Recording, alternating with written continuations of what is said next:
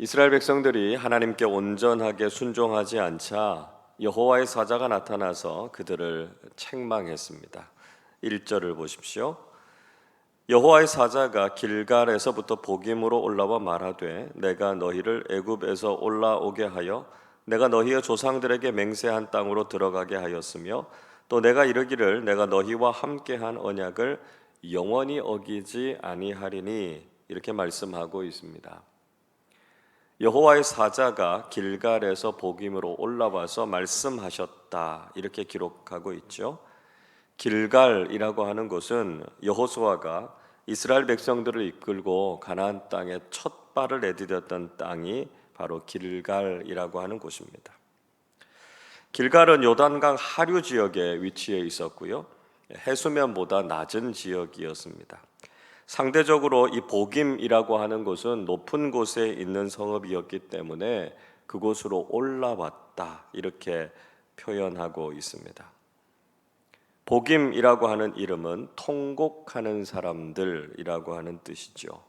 울다, 통곡하다라고 하는 히브리어 단어 바카라고 하는 말에서 유래해서 보김이라는 이름이 붙여졌습니다.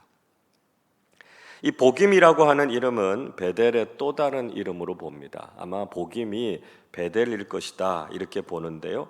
그 이유는 창세기 35장 8절에 보면 야곱이 그의 어머니 리브가의 유모였던 드보라의 시신을 베델의 한 상수리 나무 아래에 묻습니다. 그리고 그곳을 알론바굿, 즉 우는 상수리 나무 이렇게 불렀던 것이죠. 그래서 아마 같은 의미를 가진 같은 지명일 것이다 이렇게 보고 있습니다. 보김으로 올라온 여호와의 사자는 이스라엘 백성들과 맺은 하나님의 언약을 떠올리게 했습니다. 하나님께서 출애굽하게 하셔서 조상들에게 맹세한 땅으로 들어가게 하시기로 약속하신 그 언약을 영원히 어기지 아니할 것이다 이렇게 말씀하셨습니다. 즉 하나님께서는 약속을 지키시는 신실하신 하나님이시다라고 하는 말씀이죠. 그런데 이스라엘 백성들이 하나님의 말씀에 순종하지 않은 것에 대해서 안타까워하셨습니다. 2절을 보십시오. 너희는 이 땅의 주민과 언약을 맺지 말며 그들의 제단들을 헐라하였거늘 너희가 내 목소리를 듣지 아니하였으니 어찌하여 그리하였느냐 말씀합니다. 하나님께서는 그 땅의 주민들과 언약을 맺지 말라 말씀하셨지요. 이방신을 섬기는 제단들을 다 헐어버리라 이렇게 말씀하셨는데 그들은 순종하지 않았습니다. 그들이 순종하지 않았던 결과는 아주 비극적이었다는 것이죠. 3절을 보십시오. 그러므로 내가 또 말하기를 내가 그들을 너희 앞에서 쫓아내지 아니하리니 그들이 너희 옆구리에 가시가 될 것이며 그들의 신들이 너희에게 올무가 되리라 하였노라. 이스라엘 백성들이 쫓아내지 않은 가나안 사람들이 그들의 옆구리에 가시가 될 것이고 그들이 섬기는 신들은 올무가 될 것이다 이렇게 말씀하셨습니다. 이후에도 이스라엘 백성들이 가나안 사람들과 그들의 종교 때문에 결국 하나님의 진노하심을 받고 멸망하게 되지 않았습니까? 하나님의 말씀에 순종하지 않는 것이 얼마나 무서운 결과를 낳게 되는가 하는 것을 우린 잊지 말아야 된다는 것이죠. 이스라엘 백성들은 여호와의 사자의 말씀을 듣고 울면서 회개했습니다. 5절 이렇게 말씀하지요.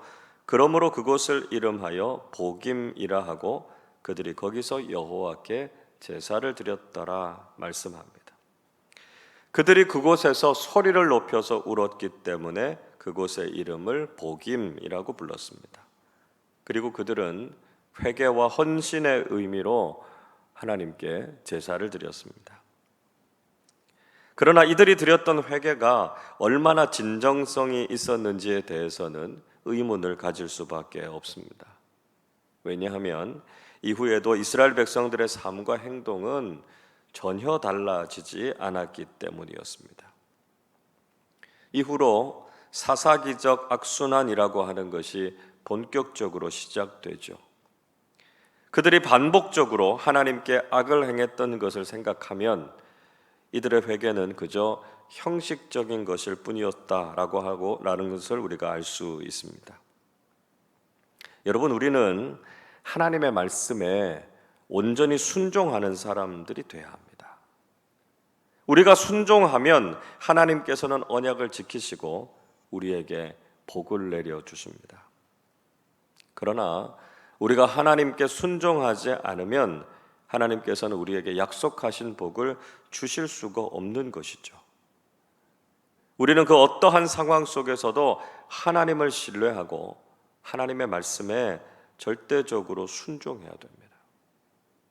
혹시 우리가 하나님의 말씀에 순종하지 못한 것이 있다면 진심으로 하나님 앞에 회개하고 돌이키실 수 있기를 바랍니다.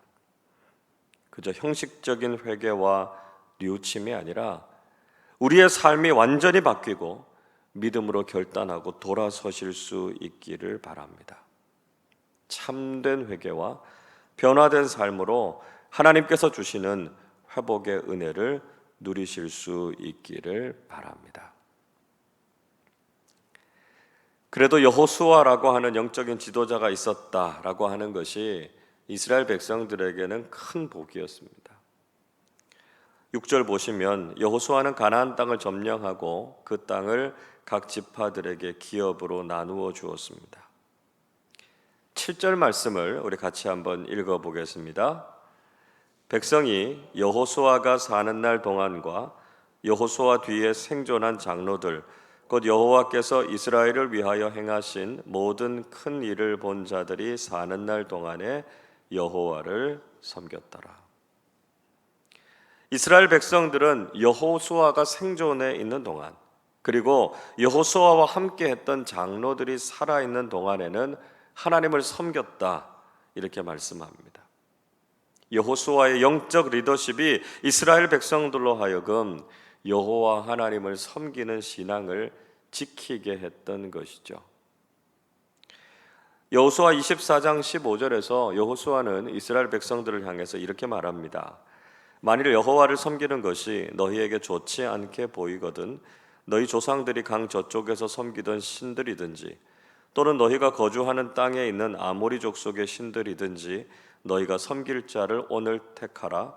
오직 나와 내 집은 여호와를 섬기겠노라. 여호수아는 이스라엘 백성들에게 하나님인지 아니면 가나안의 신인지를 선택하라, 이렇게 말했습니다. 그리고 자신과 자신의 집은 오직 여호와 하나님만 섬기겠다, 이렇게 선언했죠. 그의 영향력은 이스라엘의 모든 사람들이 하나님만 섬기는 신앙을 가지도록 했습니다. 그러나 결국 여호수아도 110세에 죽지 않았습니까? 그리고 에브라임 산지 가하스 산에 있는 가하스의 딥낫 헤레스에 그가 장사되게 됩니다. 아무리 탁월한 지도자라 할지라도 그는 결국 영원할 수 없는 것이죠. 결국은 죽게 된다라고 하는 것입니다. 하나님께서 맡겨주신 사명을 다하면 결국은 하나님께로 돌아가게 되는 것 아닙니까? 문제는 그런 영적 지도자가 떠나고 난 이후에 공동체가 어떻게 하느냐라고 하는 것이 중요하다라고 하는 것이죠. 여호수아와 그 세대의 사람들이 다 죽고 난 이후에 이스라엘에는 새로운 세대가 일어나게 됩니다. 10절 말씀을 우리 같이 읽어보겠습니다. 그 세대의 사람도 다 그 조상들에게로 돌아갔고 그 후에 일어난 다른 세대는 여호와를 알지 못하며 여호와께서 이스라엘을 위하여 행하신 일도 알지 못하였더라. 여호수아 이후에 일어난 세대를 가리켜서 다음 세대 이렇게 표현하지 않고요, 다른 세대 이렇게 표현하고 있습니다. 다른이라고 하는 히브리어 단어 아헤르라고 하는 말은 또 다른, another라고 하는 의미가 아닙니다. 이건 질적으로 다르다라고 하는 different라고 하는 뜻이죠. 즉 그들은 이전 세대들과 같이 여호와 하나님을 섬기는 신앙을 갖지 않은 전혀 다른 세대들이었다라고 하는 말입니다. 다른 세대들의 특징에 대해서 이렇게 이야기하지요. 그들은 여호와를 알지 못했고 하나님께서 이스라엘을 위해서 행하신 일들도 알지 못했다, 이렇게 말씀하고 있습니다. 즉 세대 교체가 일어나면서 신앙의 단절이 생기게 된 것이었습니다. 믿음의 대입기에 실패하면서 이스라엘이 심각한 문제에 봉착하게 됐던 것이죠. 우리는 이 말씀이 주는 교훈을 마음에 깊이 새겨야 됩니다. 우리 자녀들이 다음 세대가 아닌 다른 세대가 되어서는 안 된다는 것이죠. 우리가 자녀들에게 신앙을 잘 전수해서 우리보다 하나님을 더 잘 알고 예수를 더 잘 믿는 세대들이 되어야 합니다.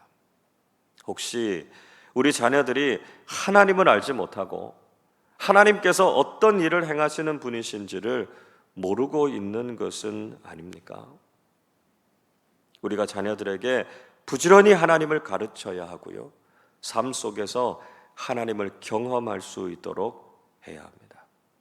그래서 우리와 다른 세대가 아니라 우리의 믿음을 잘 이어받는 신앙의 다음 세대가 되어야 한다는 것입니다.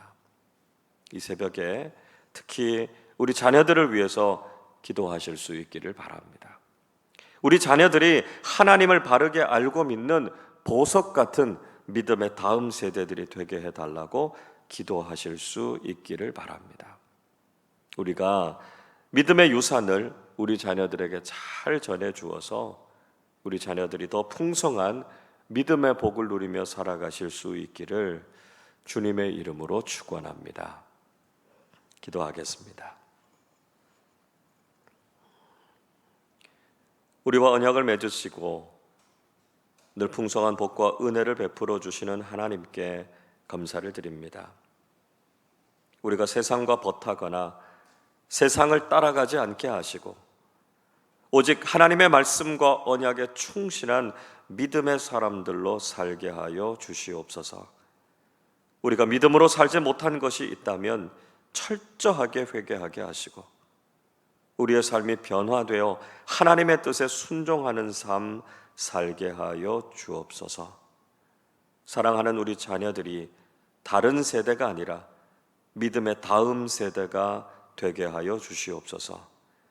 우리가 자녀들에게 하나님을 가르치고 우리 자녀들이 하나님을 아는 지식을 가지며 온전한 예배자의 삶을 살아서 우리보다 예수를 더 잘 믿고 하나님의 은혜와 복을 더 풍성하게 누리는 세대들 되게 하여 주옵소서. 감사드리며 우리 주님 예수 그리스도의 이름으로 기도하옵나이다. 아멘.